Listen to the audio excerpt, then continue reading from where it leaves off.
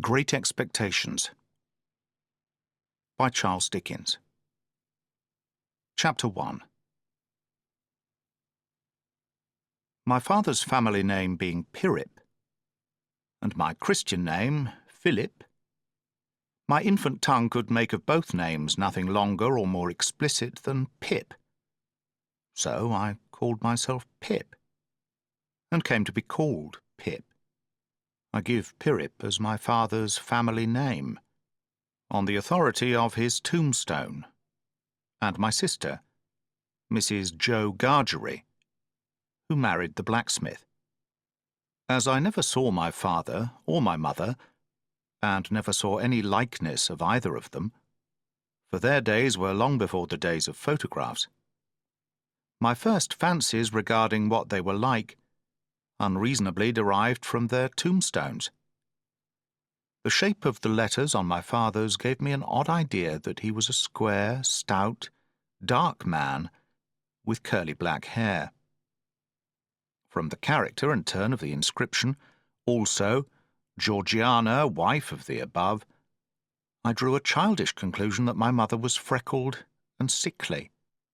5 little stone lozenges, each about 1.5 feet long, which were arranged in a neat row beside their grave, and were sacred to the memory of 5 little brothers of mine, who gave up trying to get a living exceedingly early in that universal struggle. I am indebted for a belief I religiously entertained that they had all been born on their backs with their hands in their trousers' pockets, and had never taken them out in this state of existence. Ours was the marsh country down by the river, within, as the river wound, 20 miles of the sea. My first, most vivid and broad impression of the identity of things seems to me to have been gained on a memorable raw afternoon towards evening.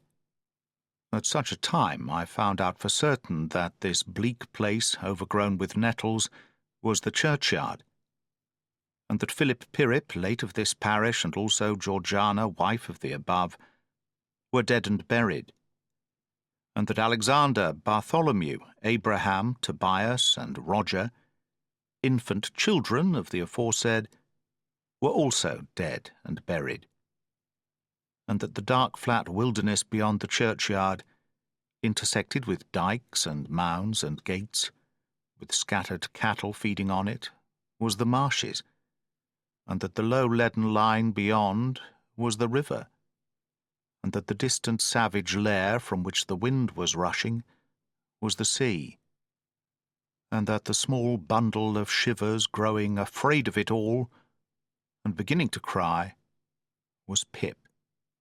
"Hold your noise," cried a terrible voice, as a man started up from among the graves at the side of the church porch. "Keep still, you little devil, or I'll cut your throat." A fearful man, all in coarse grey, with a great iron on his leg.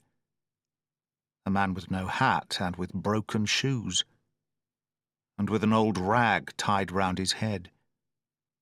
A man who had been soaked in water, and smothered in mud, and lamed by stones, and cut by flints, and stung by nettles, and torn by briars, who limped and shivered and glared and growled, and whose teeth chattered in his head as he seized me by the chin. "Oh, don't cut my throat, sir," I pleaded in terror. "Pray don't do it, sir." "Tell us your name," said the man. "Quick." "Pip, sir." "Once more," said the man, staring at me. "Give it mouth." Pip, sir." "Show us where you live," said the man. "Point out the place." I pointed to where our village lay, on the flat inshore, among the alder trees and pollards, a mile or more from the church. The man, after looking at me for a moment, turned me upside down and emptied my pockets. There was nothing in them but a piece of bread. When the church came to itself, for he was so sudden and strong that he made it go head over heels before me, and I saw the steeple under my feet. When the church came to itself, I say, I was seated on a high tombstone, trembling, while he ate the bread ravenously. "You young dog," said the man, licking his lips. "What fat cheeks you have got." I believe they were fat, though I was not at that time undersized for my years and not strong. "Darn me if I couldn't eat 'em," said the man, with a threatening shake of his head, "and if I hadn't half a mind to it." I earnestly expressed my hope that he wouldn't, and held tighter to the tombstone on which he had put me, partly to keep myself upon it, partly to keep myself from crying. "Now, look'ee here," said the man. "Where's your mother?" "There, sir," said I. He started, made a short run, and stopped, and looked over his shoulder. "There, sir," I timidly explained. "Also Georgiana. That's my mother." "Oh," said he, coming back, "and is that your father along of your mother?" "Yes, sir," said I. "Him too. Late of this parish." "Ha!" he muttered, then, considering, "Who do you live with, supposing you're kindly let to live, which I hadn't made up my mind about?" "My sister, sir, Mrs. Joe Gargery, wife of Joe Gargery, the blacksmith, sir." "Blacksmith, eh?" said he, and looked down at his leg.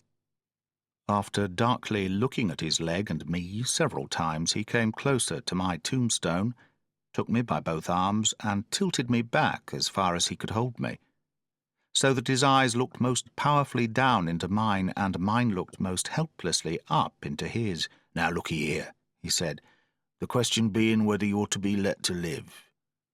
You know what a file is?" "Yes, sir." "And you know what whittles is?" "Yes, sir."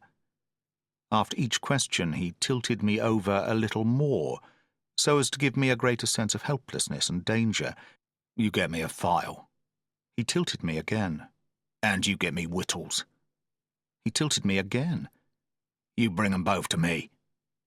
He tilted me again. "Or I'll have your heart and liver out." He tilted me again.